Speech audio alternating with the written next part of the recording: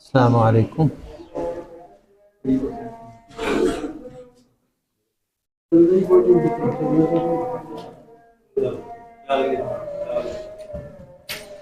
السلام علیکم ورحمۃ اللہ وبرکاتہ. ان الحمد للہ نحمده ونصلي على رسوله الكريم اما بعد فاعوذ باللہ من الشیطان الرجیم بسم اللہ الرحمن الرحیم. اللہ کا بے حد شکر گزار ہوں جس مالک الملک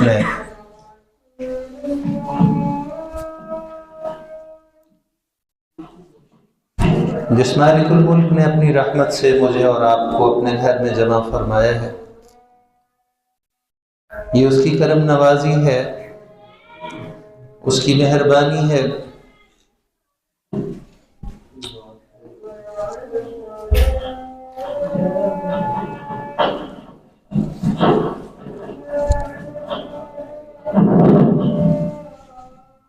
یہ اس کی مہربانی ہے، اس کی کرم نوازی ہے. یہ بچے بڑے اللہ کے اس گھر میں جمع ہوئے ہیں. اللہ ان سب کا آنا قبول فرما لے.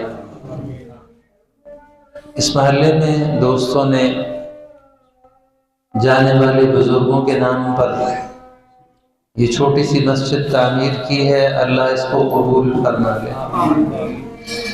وَأَنَّ الْمَسَاجِدَ لِلَّهِ فَلَا تَدْعُوا مَعَ اللَّهِ أَحَدًا. یہ ہو ٹھیک ہو نہ کریں. اب یہ ٹھیک چل رہا ہے، اب بس کریں.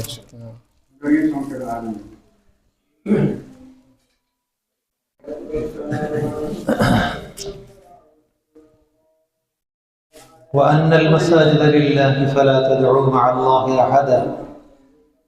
اللہ کریم نے مسجدوں کے بارے میں ارشاد فرمایا ہے. عورتیں بیٹھی ہیں نا کوئی منع ہے گیا آج کل بڑے سخت قانون ہیں. کچھ نہیں ہوتا. ایسا تسی پریشان ہونا ہے. تھوڑی دعا جو پولیس والے سارے سو جاتے ہیں، رستہ چھڑ جاتے سی وہ کارج بیٹھے ہیں. چلو چلاؤ.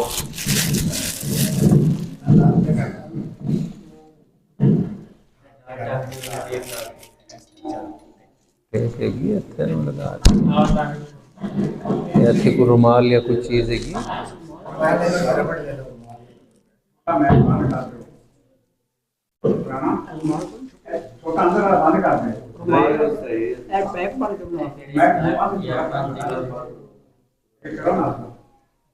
کوئی چھوٹا رومال کوئی نہیں کوئی.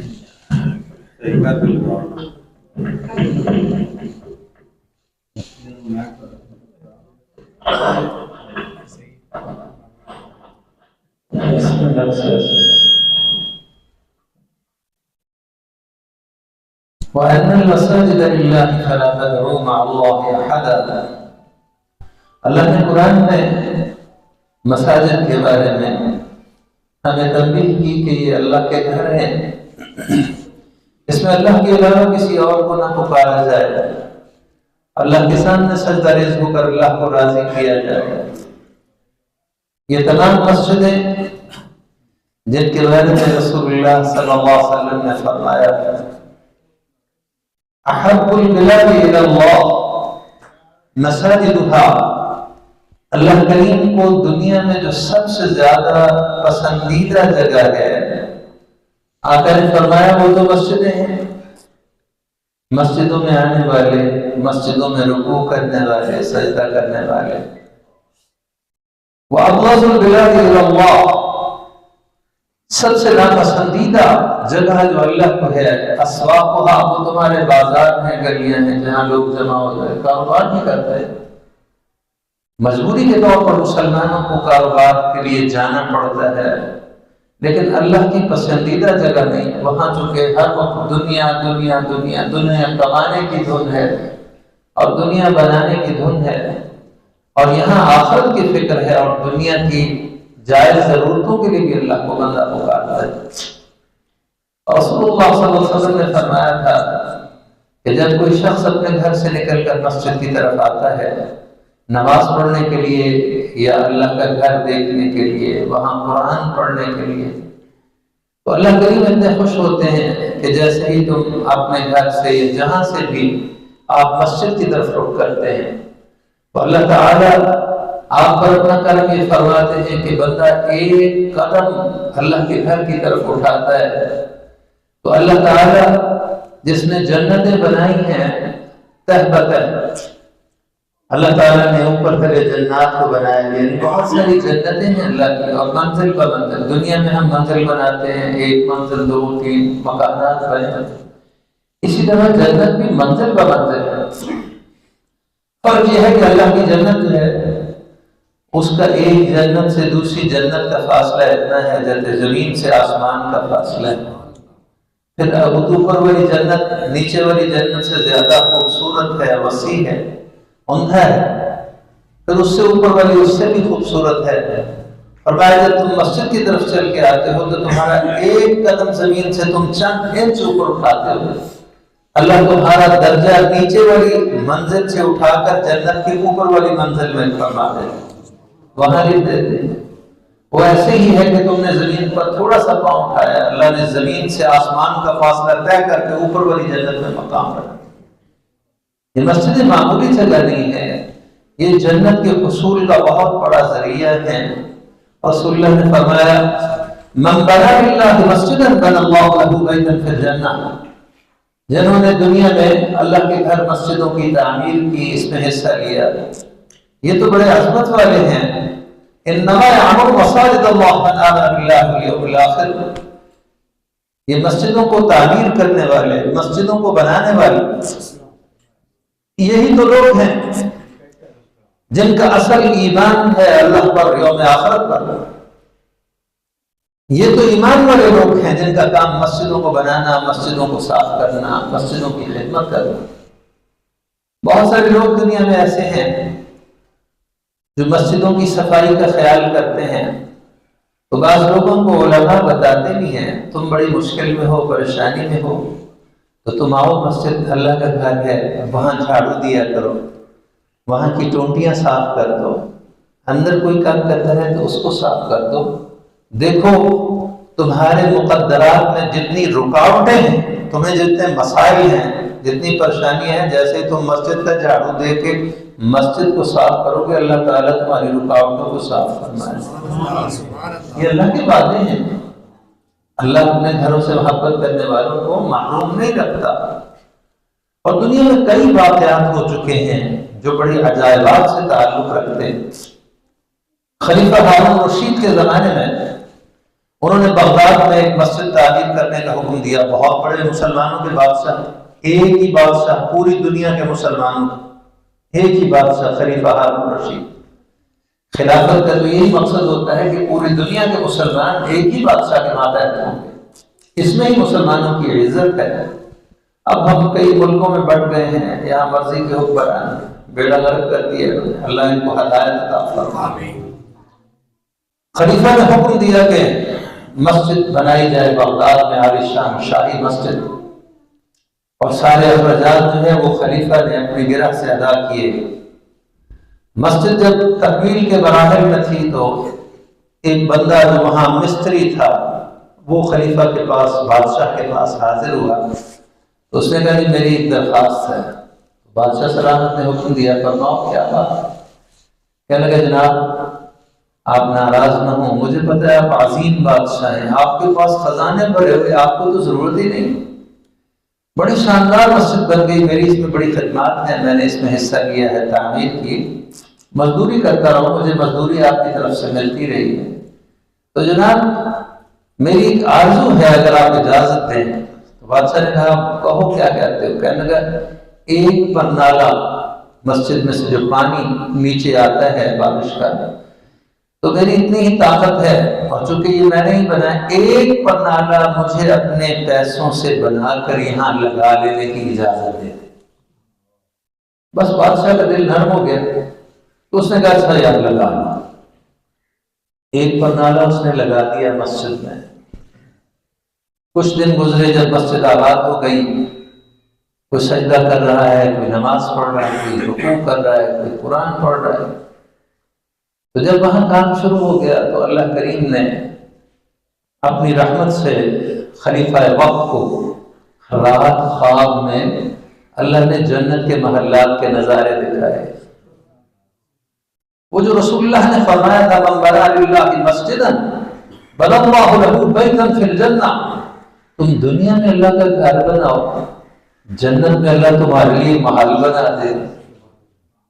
اور فرمایا کوئی شخص چاہے وہ ایک گھونسلہ ہے، چڑیا کا گھونسلہ ہوتا ہے، اور فرمایا چھوٹی سی مسجد بھی بنائے اس کے ساتھ بھی اللہ کا یہی وعدہ ہے۔ ضروری نہیں کہ بڑی مسجد، جتنی اس کی طاقت ہے وسعت ہے۔ خلیفہ کو ایک عالیشان محل دکھا، اور بادشاہوں کو محلات سے پیار ہوتا ہے، اس نے کہا اتنا خوبصورت، اتنا شاندار، بتایا گیا یہ جنت کا محل ہے۔ کس کا ہے؟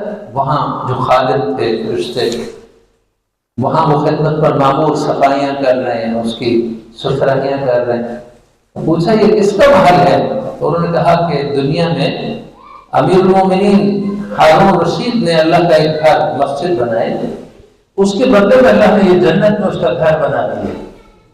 اب خلیفہ بہت ہی خوش ہو گیا کہ یہ تو میرا ہی محل ہے، اتنا شاندار اللہ نے میرے لیے بنایا۔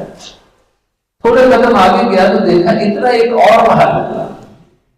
وہاں کے خادموں سے پوچھا کہ یہ کس کا محل ہے؟ انہوں نے کہا کہ اس مسجد میں ایک بندے نے پرنارا لگایا، اللہ نے قبول کر کے اس کو بھی اتنا ہی بڑا محل تھا۔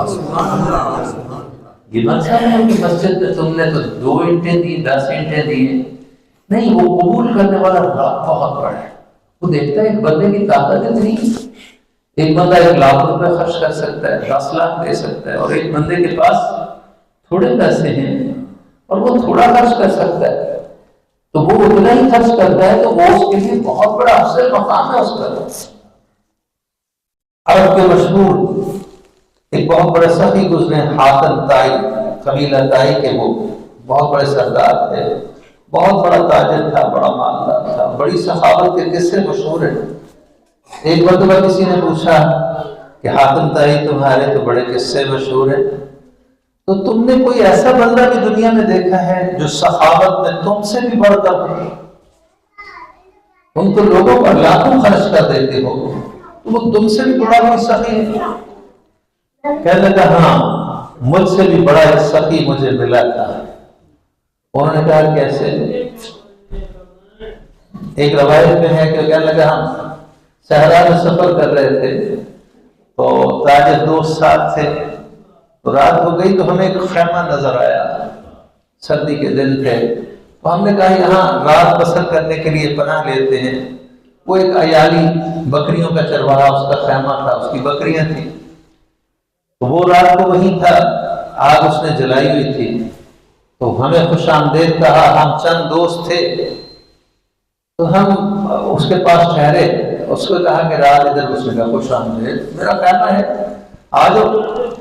اندر آگ جلائی، سردی تھی، تو اس نے کہا میں تمہارے لیے کچھ کھانے کا انتظام کرتا ہوں، تو جلدی سے اس نے اپنی بکریوں میں سے ایک بکری ذبح کی اور اس کا گوشت تیار کیا۔ عرب ہماری طرح جس طرح ہم وقت ضائع کرتے ہیں گوشت بنانے میں، اس طرح نہیں کھاتے، وہ تو فٹافٹ چیر پھاڑ کر لیتے ہیں، ان کو اللہ نے بڑا ہنر دیا ہے۔ تو اس نے جلدی سے وہ بکری تیار کرنے کے لیے، تو پہلے اس نے کلیجہ اس کا بھونا، اور وہ بھون کے کوئلوں پر، وہ ہم اندر بیٹھے ہوئے تھے، اس نے پیش کر دیا۔ اور ایک میں ہے کہ مغز، اس کا مغز، تو ہم نے کھایا تو بڑے مزیدار معلوم ہوا، تو اس سے ہم نے کہا یار یہ تو بہت مزیدار ہے۔ ہم بیٹھے گپ شپ کرتے رہے، وہ اور مغز لے آیا، کلیجہ لے آیا، اور لے آیا، اور لے آیا، ہم کہتے رہے بہت اچھا ہے، بڑا مزیدار ہے۔ کہنے لگے جب میں کچھ ہم سیر ہو گئے تو اس نے کہا میں کھانے کے لیے کچھ اور لاؤں، تو ہم نے کہا کہ ہم تو یہی کھا کے جو ہے وہ ہماری بس ہو گئی، ہم تو باتوں میں لگے رہے۔ تو کہنے لگے میں جب اٹھ کے باہر گیا تو میں نے دیکھا کہ اس کی 10-20 جو بکریاں تھیں وہ ساری ذبح ہو پڑی تھی۔ تو میں نے اس سے کہا بھائی یہ کیا کیا؟ ہم تو چند لوگ تھے، یا ہم 5-6 لوگ ہیں، تو تم نے یہ ساری کیوں ذبح کر دی؟ کہنے لگے جب پہلے میں نے ذبح کی تھی تو میں نے اس کا کلیجہ اور یہ مغز وغیرہ آپ کو بھون کے جلدی سے پیش کیا کہ آپ بھوکے ہوں گے، تو آپ اپنی باتوں میں مصروف تھے، تو آپ نے کہا بہت مزیدار ہے، تو میں نے کہا یہ چیز آپ کو مزیدار لگ رہی، میں نے دوسری بھی کاٹ دی، تیسری بھی، چوتھی بھی، حتیٰ کہ سب کاٹ دی ہیں، اب آپ باقی بھی یہ آپ کے لیے ہے، جتنا کھائیں آپ کی مرضی ہے۔ حالانکہ وہ ایک یتیم تھا جس کا وہ مال تھا، تو میں بڑا حیران ہوا کہ اس اللہ کے بندے کے پاس اتنے ہی تھے یہ جانور، یہ سارے کے سارے مہمانوں پر اس میں خرچ کرتی ہیں۔ یہ عربوں کی مہمان نوازی، آج بھی عرب مہمان، یہ ہو نہیں سکتا کہ خالص عرب ہو اور مہمان نواز ہو، یہ نہیں ہو سکتا، یہ اللہ نے ان کو مزاج دیا۔ آپ جائیں مکہ مدینے میں تو اب تو گورنمنٹ نے بعض وجوہات کی بنا پر سختی کی ہے کہ گورنمنٹ ٹھیک کرے گی انتظام، مگر نہ وہاں اتنا کھانے کا انتظام ہے کہ حاجیوں کی بس بس ہو جاتی ہے، تو یہ سارے عرب کرتے ہیں، طرح طرح کی دعوتیں حرمین میں ہوتی ہیں۔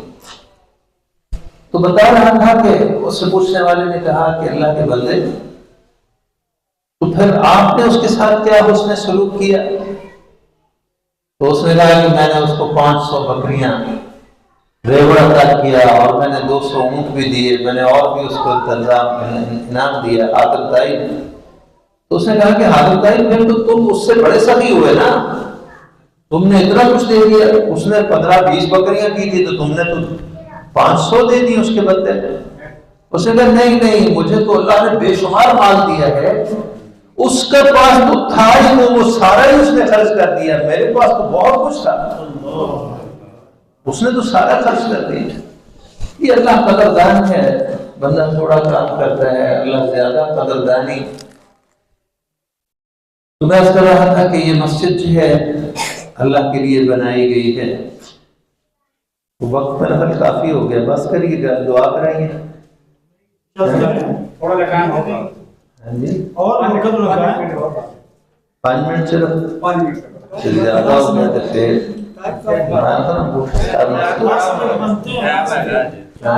دوسرے کام کار جانا ہے گا نا۔ اللہ اکبر کبیرہ، کام سے یہ قیمتی ہے ماشاءاللہ، یہ قیمتی ہے۔ میں کہہ رہا تھا کہ مسجد میں آپ آتے ہیں تو اللہ تعالیٰ آپ کو قدر کی نگاہ سے دیکھ کر جنت کے اونچے درجات عطا فرماتے ہیں۔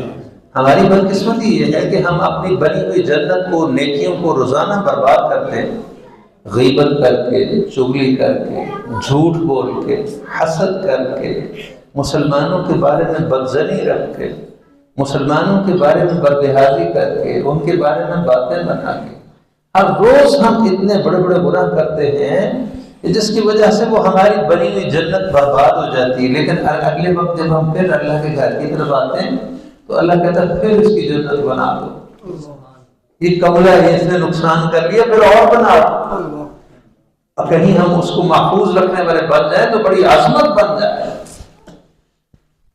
میں کبھی کبھی جہاں مسجدیں تعمیر ہوتی ہیں یا کوئی اس طرح کا مسئلہ ہوتا ہے تو میں وہاں ایک واقعہ سنایا کرتا ہوں کہ اللہ نے جو وعدے کیے ہیں بڑے عظیم اور سچے ہیں۔ سعودی عرب کا ایک شہر ہے الریاض، آپ نے سنا؟ جی سنا ہے۔ سعودی عرب کا شہر، جس طرح ہمارا اسلام آباد ہے اس کو کہتے ہیں دارالحکومت، سعودی عرب کا دارالحکومت الریاض ہے۔ میں نے دیکھا ہے بارہا، بہت بڑا شہر، عظیم الشان، بڑا خوبصورت، صاف ستھرا، کیونکہ ان کا دارالحکومت ہے، اس کی صفائی ستھرائی پر بڑا خرچ کرتے ہیں۔ تو وہ جب وسعت پکڑتے ہیں تو ہماری طرح لوگ جیسے مقامی مسجدیں تعمیر کرتے ہیں تو وہاں پورا محکمہ بنا ہوا ہے کہ جہاں جہاں مسجد کی ضرورت ہو باقاعدہ نقشے کے ساتھ خوبصورت مسجدیں بنائی جائیں۔ کسی زمانے میں لوگ محلوں میں جس طرح آپ نے بنا لی ہے بنا لیتے تھے، وہ بھی ہیں مسجدیں۔ حکومت سب مسجدوں میں اماموں کی تنخواہ ادا کرتی ہے، ان کو گھر بنا کے دیتی ہے، ان کو گاڑیاں فراہم کرتی ہے، ان کی بڑی مدد کرتی ہے، ان کا بڑا عزت اور احترام ہوتا ہے۔ یہ ہمارے علماء کی طرح نہیں ہے، لوگ تو مولوی کو ایسے ہی سمجھتے ہیں، وہ تو سمجھتے ہیں کہ یہ اللہ کی طرف بلانے، مولوی کا مطلب تو اللہ کی طرف بلانے والا ہوتا ہے۔ اللہ اکبر۔ وہاں دفتر میں وہاں کے ایک وزیر، بڑے مالدار آدمی تھے، مشیر وزیر تھے، بڑے عہدیدار، وہ شخص وہاں دفتر میں گیا جہاں مسجدیں بنانے کا سلسلہ انہوں نے رکھا ہوا تھا کہ کہاں کہاں بن گئی. ان سے بات کی کہ بھائی کوئی بڑی جگہ جہاں ضرورت ہو اور وہاں بڑی مسجد کی ضرورت ہو میں وہ بنانا چاہتا ہوں. تو انہوں نے کہا جی ٹھیک ہے، ہمارے پاس کئی جگہیں ہیں، ہم آپ کو دکھاتے ہیں. آبادیاں پھیل گئی ہیں اور وہاں مسجدوں کی ضرورت ہے. انہوں نے ایک جگہ اس کو دکھائی، اس کو پسند آ گئی، چاروں طرف آبادی موجود، مسجد کی ضرورت تھی، بڑی مسجد تھی. دفتر میں آیا تو اس نے کہا کہ بھائی دیکھو میں تمہارے ساتھ ایک معاہدہ لکھوں گا، اور باقاعدہ وہاں معاہدہ ہوتا ہے کہ یہ ساری کی ساری مسجد میں اپنے پیسوں سے بنانا چاہتا ہوں. اس میں کسی کا ایک ریال یعنی ایک روپیہ بھی کسی اور کا نہیں ڈالنا، ایک اینٹ بھی کسی اور سے نہیں لے. میرے ساتھ معاہدہ کرو کہ تم اس میں کسی کا کوئی حصہ نہیں ڈالو. انہوں نے کہا ٹھیک ہے، ہمیں کیا ہے اس میں، یہ تو بہت اچھی بات. اس نے کہا جتنا بھی خرچ ہو، 1 کروڑ ہو، 2 کروڑ ہو، 10 کروڑ ہو، تمہیں اس کی کوئی فکر نہیں. یہ ساری مسجد نیچے سے لے کر اوپر تک سب میں مکمل کروں. معاہدہ ہو گیا. انہوں نے باقاعدہ نقشہ منظور ہو کے تو تعمیر شروع ہو گئی. تو جتنے پیسے انہوں نے کہے وہ ان کو دیتے رہے، خرچ کرتے رہے. کروڑوں روپے پاکستان کے حساب سے لگ کے وہ مسجد تعمیر ہو گئی، بڑی مکمل ہو گئی. مسجد بن گئی، وہاں افتتاح ہو گیا. اللہ کے بندے مسجد میں آ رہے ہیں، جا رہے ہیں، نمازیں شروع ہو گئی.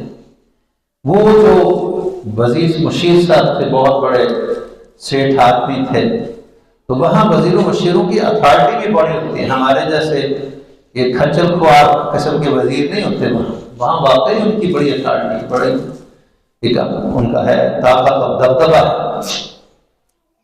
اب وہ وزیر صاحب نیک آدمی تھے، رات کو آرام کے لیے لیٹے تو وہی ہوا جو اللہ کبھی کبھی کسی کو دکھاتا ہے. رسول اللہ نے جب فرمایا تھا من بنا للہ مسجدا بنى اللہ له بیتا فی الجنہ، تم دنیا میں اللہ کا گھر بناؤ، اللہ جنت میں تمہارا بنا دے. اور جنت کے محلات رسول اللہ نے فرمایا بعض محل خالص سونے کے ہی بنے ہوئے ہیں، سارا سونا ہی سونا، ساری دیواریں فرش ہر چیز سونے کی. بعض چاندی کے ہیں، بعض سونے اور چاندی کے مکس اپ ہیں، بعض موتی محل ہیرے کے بنے ہوئے ہیں. ہیرا اتنا بڑا ہے، موتی اتنا بڑا ہے، 60 میل لمبا، 60 میل چوڑا، 60 میل اونچا، اتنا بڑا ہیرا اس کے اندر تراش کے اللہ نے تمہارے لیے ہمارے لیے بنائے. اللہ ان کا حقدار بنا دے. اب اس امیر آدمی کو رات خواب میں ویسے ہی جنت کے محل دکھائے گئے، اور پھر جنت کا عالی شان محل. تو اس نے پوچھا کس کا؟ انہوں نے کہا کہ فلاں امیر وزیر صاحب ہیں، ریاض شہر میں انہوں نے اللہ کا گھر بنایا، اللہ نے قبول فرما کے یہ اللہ تعالیٰ نے جنت میں ان کے لیے گھر بنا دیا. یہ بہت بے انتہا خوش ہوا کہ اللہ نے قبول فرما لیا اور مجھے جنت کا حقدار بنا دیا. تھوڑا سا آگے گیا تو ویسے ہی ایک محل اور تھا. اس نے پوچھا کہ بھائی یہ کس نے محل، یہ کس کا ہے؟ تو انہوں نے کہا اس مسجد میں ایک بوڑھی خاتون نے کچھ حصہ ڈالا تھا، یہ محل اس کا ہے. اللہ نے اس کو بھی ویسا ہی محل عطا فرمایا. اب رات کو اس کی آنکھ کھلی، بڑا پریشان ہوا. پھر اس کو یاد آیا کہ میں نے تو ان سے معاہدہ کیا تھا کہ میری مسجد میں کسی کا حصہ نہیں ڈالنا، تو پھر انہوں نے حصہ کیوں ڈالا؟ کیوں اس میں حصہ ڈالا کسی کا؟ اب اس نے تو دیکھ لیا تھا اللہ کی طرف سے نظارہ. رات کو اس نے فون کیا دفتر کے ذمہ داروں کو کہ صبح کی نماز پر اس مسجد میں سب جمع ہو جاؤ، مستری، مزدور، ٹھیکیدار، جتنے کام کرنے والے ہیں، جتنے ذمہ دار ہیں، سب. وزیر کا آرڈر ہو، آپ بتائیں کہ وہاں تو چڑی نہیں پھڑکتی. لوگوں کو فکر پر راتوں رات انہوں نے رابطے کیے اور سب کو کہا کہ بھائی صبح نماز پہ وہاں پہنچو. صبح نماز ہو گئی، وہاں سب جمع، جتنے لوگوں نے کام کیا. اب اس وزیر صاحب نے ان سے کہا کہ دیکھو بھائی تمہارا میرا معاہدہ تھا کہ اس مسجد میں کسی کا حصہ نہیں ڈالنا، تو تم نے پھر کیوں ڈالا؟ کیوں حصہ پایا تم جو میں آپ کہتے نہیں پانا، میں سارے پیسے دیا، کیوں حصہ ڈالا؟ انہوں نے کہا کہ جناب ہم سے قسم لے لیں، ہم نے تو حصہ نہیں ڈالا. دفتر والوں نے کہا کہ آپ کے سارے پیسے حساب پڑا ہوا ہے، آپ کے پیسوں سے یہ مسجد بنی ہے، ہم نے ایک ریال میں کسی کا نہیں ڈالا. اس نے کہا نہیں، کچھ ہوا ہے مسئلہ، مجھے اطلاع ملی ہے، تو مجھے بتاؤ کس نے حصہ ڈالا ہے۔ اب یہ تفتیش شروع ہوئی، اب وہ دفتر والے بھی قسم دیتے ہیں کہ نہیں ڈالا، مستریوں مزدوروں سے ٹھیکیداروں سے پوچھا کہ تم نے کچھ کہیں سے کوئی اینٹ روڈ ہے بجری کچھ لے لیا ہو، سیمنٹ لے لی؟ انہوں نے کہا جی نہیں۔ ایک مزدور نے کہا کہ جناب ایک بات ہے، کہنے لگا کہ آپ نے کہا جی یہ پیچھے محلے میں نا ایک بیوہ بوڑھی عورت ہے، وہ ایک دن آئی تھی، اس کے پاس ایک بیلچا تھا ٹوٹا ہوا پرانا بیلچا تھا، ہم کام کر رہے تھے تو اس نے کہا کہ بیٹے یہ میرے پاس میرے گھر میں پڑا ہوا ہے، مسجد کا کام ہو رہا ہے تو یہ میرا بیلچا نا مسجد کے کام میں استعمال کر رہا ہے۔ وہ بوڑھی اماں تھی، جناب ہم سے یہ غلطی، ہم نے اس کا وہ بیلچا قبول کیا ہے۔ کہنے لگا ہاں بس یہی بات، چلو اس کے گھر چلو، مجھے اس کا گھر دکھاؤ۔ گھر دکھایا، دفتر کے ذمہ دار کو صاحب، اس نے کہا کہ دیکھو اس اماں سے کہو کہ بھائی یہ سارا مسجد کا کام تو میں نے کرنا تھا، تو اس سے ہم نے بات کر لی۔ خیر وہ جا کے دروازہ کھٹکھٹایا، اماں جی باہر نکلی کہ ہاں بیٹے، بیوہ عورت بوڑھی اکیلی رہتی گھر میں، ہم جی آپ سے ملنے آئے ہیں کہ آ جاؤ۔ کمرہ کھولا، گھر کھول، بیٹھو، بٹھا لیا۔ جو وہ خدمت عرب کرتے ہیں، جو اس کے پاس غریب پروری وہ اس نے پیش کیا، وہ کھجوریں ہوں گی، وہ کعبہ شریف۔ تو اس نے کہا ہاں جی کیا بات ہے؟ تو وہ وزیر صاحب بولے کہ اماں جی، پہلے وہ دفتر والے کا اماں جی یہ آئے ہیں، انہوں نے یہ ساری مسجد بنائی ہے، ان سے ہمارا معاہدہ یہ تھا کہ اس میں کسی کا کوئی حصہ نہیں ڈالا، تو اب یہ پتہ چلا ہے کہ آپ نے اس میں کچھ حصہ ڈالا ہے، تو یہ اس کے بارے میں بات کرنا چاہتے ہیں۔ تو نے کہا اماں آپ نے اس میں ایک بیلچہ دیا تھا؟ کہنے لگی ہاں میرے گھر میں استعمال شدہ پڑا ہوا تھا، میرے تو اب کسی کام کا نہیں تھا، تو میں نے کہا چلو اللہ کا گھر بن رہا ہے تو میری بھی خوش بختی ہے، اس میں استعمال ہو جائے گا، یہ بیلچہ اس کام میں لگ جائے گا۔ تو اس نے کہا اماں جی چونکہ میں نے یہ عہد کیا تھا کہ سارا کام میں نے ہی کروانا ہے، تو آپ ایسا کریں وہ بیلچہ تو چلو استعمال ہو گیا مسجد کے کام میں، تو اس کے نا پیسے مجھ سے لے لیں۔ تو اس زمانے میں 10 ریال 15 ریال کا، آج بھی اتنے کا ہی ہے، 10 ریال یہاں کے 75 کتنے بن جاتے ہیں؟ 750 روپے بنتے ہیں۔ بیلچہ کتنے کا آتا ہے؟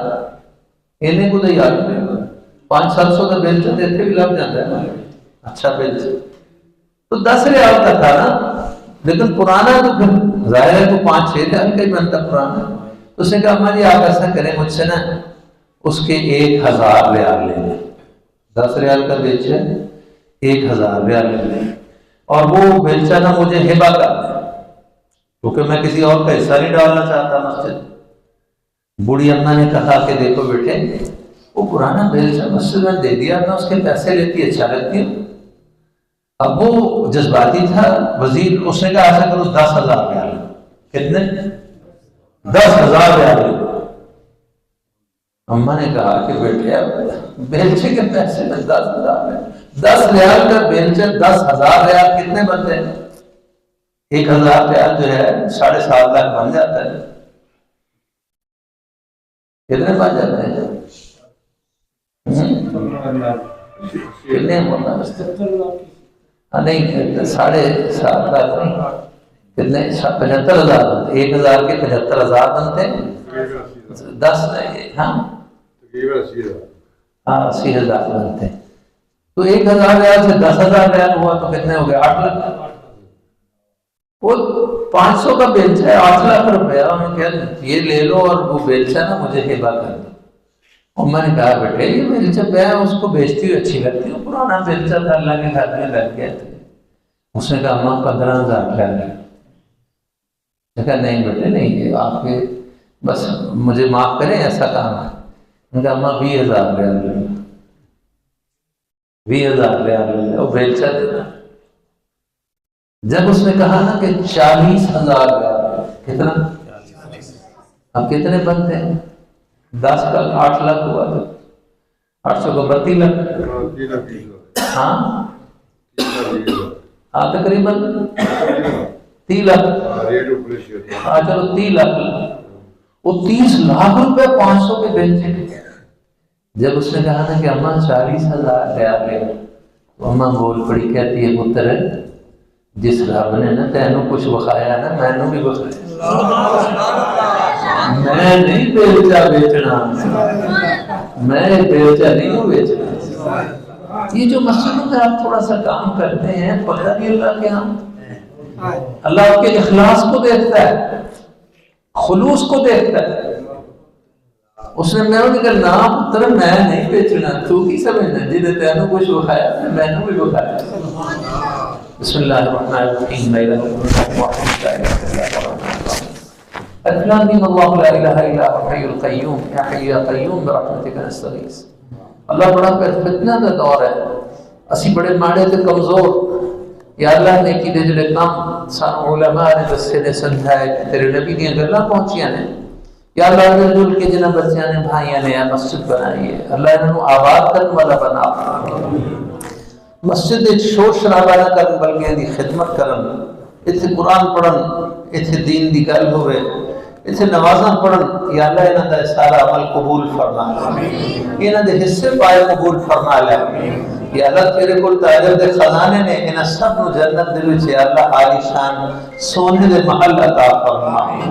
اللہ تیرا وعدہ ہے من بنا للہ مسجدا بنا اللہ لہ بیتا فی الجنہ، جڑا دنیا سے بنائے گا انہوں میں جنت سے عطا کروں گا، یا اللہ عطا فرما، یا اللہ تو عطا فرما دے، قبول فرما لے۔ سانو نیکی کر کے ہر ویلے دعا کرنی چاہیے، یا اللہ قبول فرما لے، یا اللہ قبول فرما لے، یا اللہ اسی کبھی بیشی کر جانے ہیں، یا اللہ سانو معاف فرما دے، یا اللہ مقصد کسی تے چڑھی چاڑنا نہ ہوئے، دنیا نو بخانا نہ ہوئے کہ دیکھو اسی میں آیا کام نیکی رکھیتا ہے، نہیں، یا اللہ تیری رضا واسطے ہوئے، تو راضی ہو جائے اور ساری دنیا آخرت سمجھ جائے، یا اللہ اس مقصد واسطے ہوئے، یا اللہ ساری نیتہ دی بھی اصلاح فرما۔ اللہم صلی وسلم دائما ابدا صلی اللہ